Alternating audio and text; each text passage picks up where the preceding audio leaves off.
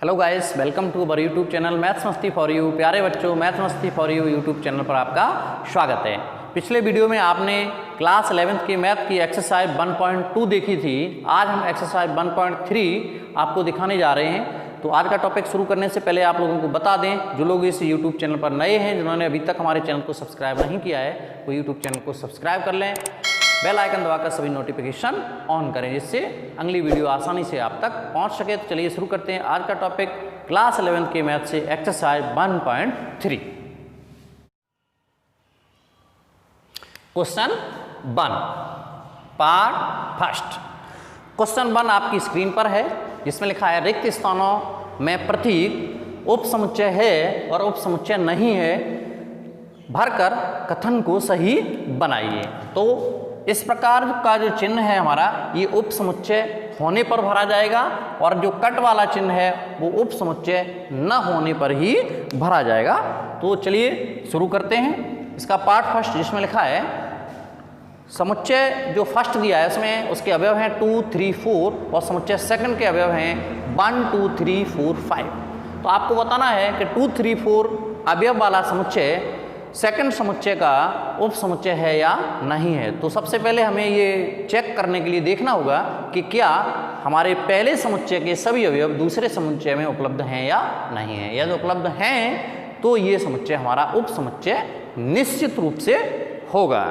तो हमारे जो अवयव हैं वो हैं 2, 3, 4 जो हमारे सेकंड में उपलब्ध हैं, अतः हम फर्स्ट नंबर में भर सकते हैं कि उपसमुच्चय है। ये वाला प्रतीक भरेंगे। अब पार्ट सेकंड देखते हैं। तो पार्ट सेकंड में लिखा है प्रथम समुच्चय के अवयव हैं ए बी सी और सेकंड समुच्चय के अवयव हैं बी सी डी। अब इनको हम तुलना करते देखते हैं। तो पहले समुच्चय का अवयव ए दूसरे समुच्चय में उपलब्ध नहीं है, अतः पहला समुच्चय द्वितीय समुच्चय का उपसमुच्चय नहीं होगा। तो यहाँ हम चिन्ह भरेंगे उपसमुच्चय नहीं है।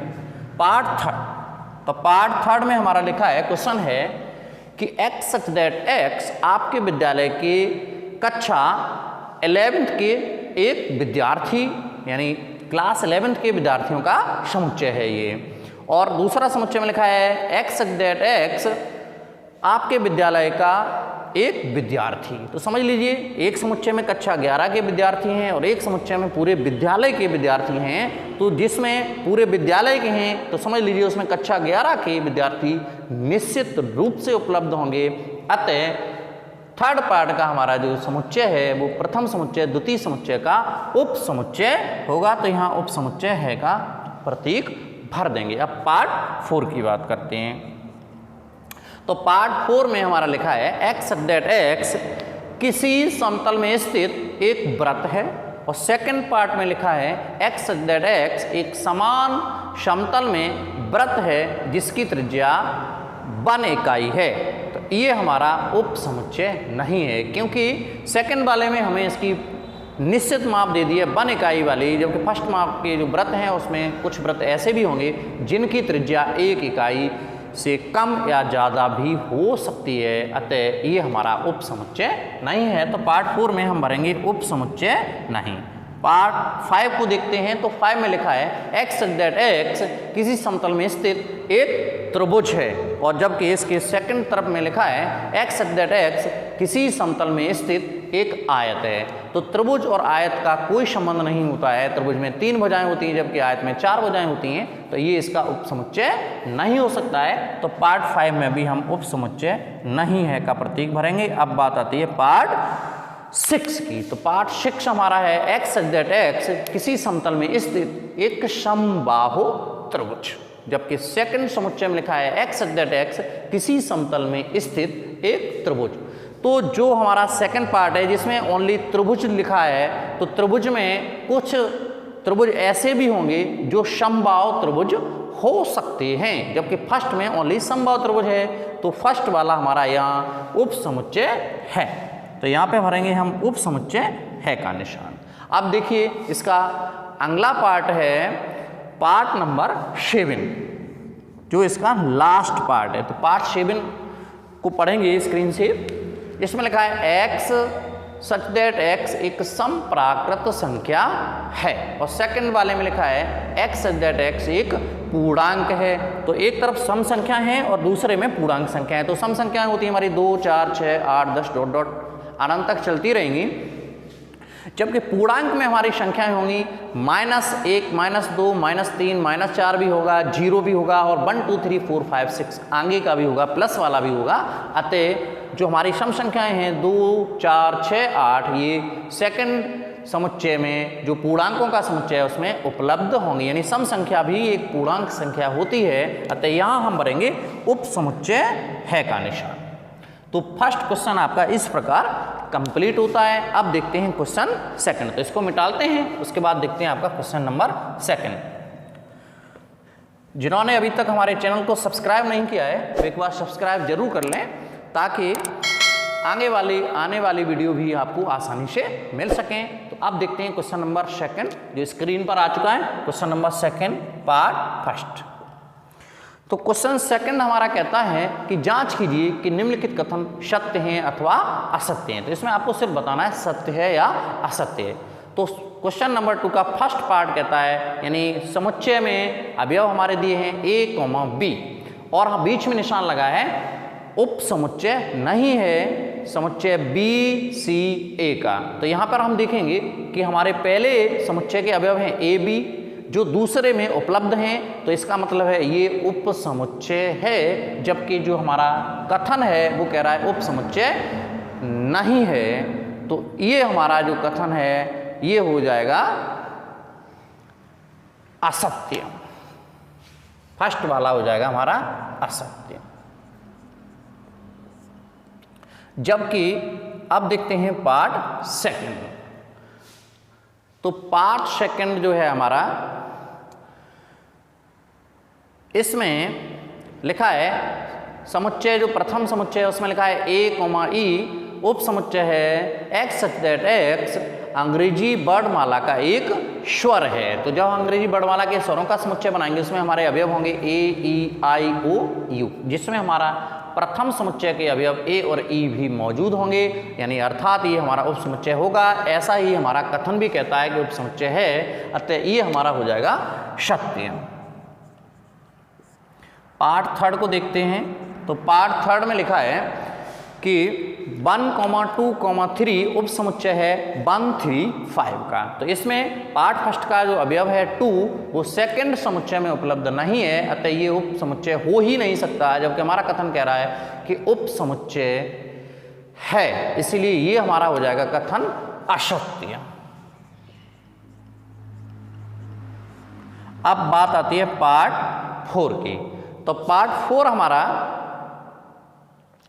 कहता है कि समुच्चय अवयव है ए, उप समुच्चय है ए बी सी का। तो हमारा ए है सेकंड समुच्चय में उपलब्ध है, अतः ये समुच्चय जो है समुच्चय सेकंड का उप समुच्चय होगा, और यही हमारा कथन कहता है कि उप समुच्चय है, तो अतः ये हमारा पार्ट 4 हो जाएगा सत्य। अब बात आती है पार्ट 5 की। तो पार्ट 5 में लिखा है कि समुच्चय ए अवयव है समुच्चय ए बी सी का। तो समझ लीजिएगा आप लोग कि ये समुच्चय का अवयव नहीं है, बल्कि ये इसका उप समुच्चय है, अतः ये कथन हमारा हो जाएगा असत्य। तो पार्ट 5 जो है इसका अब हो गया हमारा असत्य, क्योंकि ये अवयव नहीं बल्कि उप समुच्चय है, जबकि हमारा चिन्ह जो है वहाँ अवयव है का लगाया, तो ये असत्य हो जाएगा। अब बात आती है पार्ट 6 की। ये आपका लास्ट पार्ट है। तो इसमें लिखा है x सच दैट x संख्या 6 से कम सम प्राकृत संख्या है, यानी इसमें 6 से छोटी सम प्राकृतिक संख्याएं हैं, तो 6 से छोटी सम प्राकृतिक संख्याएं होती हैं 2 और 4, सिर्फ 2 ही अवयव इसमें हैं। जबकि हमारा अगला समुच्चय कह रहा है x सच दैट x एक प्राकृतिक संख्या है जो संख्या 36 को विभाजित करती है, यानी 36 को विभाजित करने वाली सारी संख्याएं उपलब्ध हैं। तो उसमें 36 को कौन कौन सी संख्याएं विभाजित करेंगे, यानी 36 को हमारा 1 भी विभाजित करेगा, 1 सबके लिए होता है, 2 करेगा, 3 करेगा, 4 करेगा, 5 36 को विभाजित नहीं करेगा, 6 करेगा, और 6 के बाद हमारा 9 करेगा, और 9 के बाद हमारा करेगा 12 और 12 के बाद 18, 18 के बाद स्वयं 36 भी अपने आप को विभाजित करेगा। तो ये 36 को विभाजित करने वाली संख्याएं, जबकि फर्स्ट में हमारा है 6 से छोटी सम प्राकृतिक संख्याएं जिसमें अवयव हैं 2 और 4। तो ये दोनों ही अवयव हमारे दूसरे वाले में उपलब्ध हैं, अतः ये उप समुच्चय इसका निश्चित रूप से होगा। अतः इसका पार्ट 6 जो है वो बिल्कुल पूरी तरह से सत्य है। तो क्वेश्चन नंबर 2 के बाद अब हम देखते हैं क्वेश्चन नंबर 3। तो इसको हटा देते हैं, आप क्वेश्चन नंबर 3 लगाते हैं आपके लिए।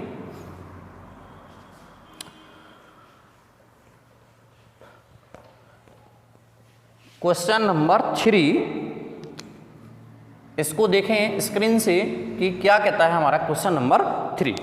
तो क्वेश्चन नंबर 3 कहता है कि मान लीजिए यदि समुच्चय A बराबर 1 2, चलो लिख देते हैं हम आपके लिए। यहाँ दिया है कि A बराबर समुच्चय में 1, 2, उसके बाद फिर से समुच्चय का निशान है 3, 4 दिया है, उसके बाद दिया है इसमें 5 और फिर से हमारा समुच्चय का चिन्ह बंद है। इस प्रकार से ये समुच्चय A यहाँ पर दिया है। कह रहा है कि निम्नलिखित में से कौन सा कथन सही नहीं है, और अगर सही नहीं है तो क्यों सही नहीं है। तो इसके कुछ खंड आपको बताने हैं, सत्य हैं या असत्य, यानी सही है या सही नहीं है। तो फर्स्ट पार्ट कह रहा है इसका कि समुच्चय 3, 4 समुच्चय A का उप समुच्चय है।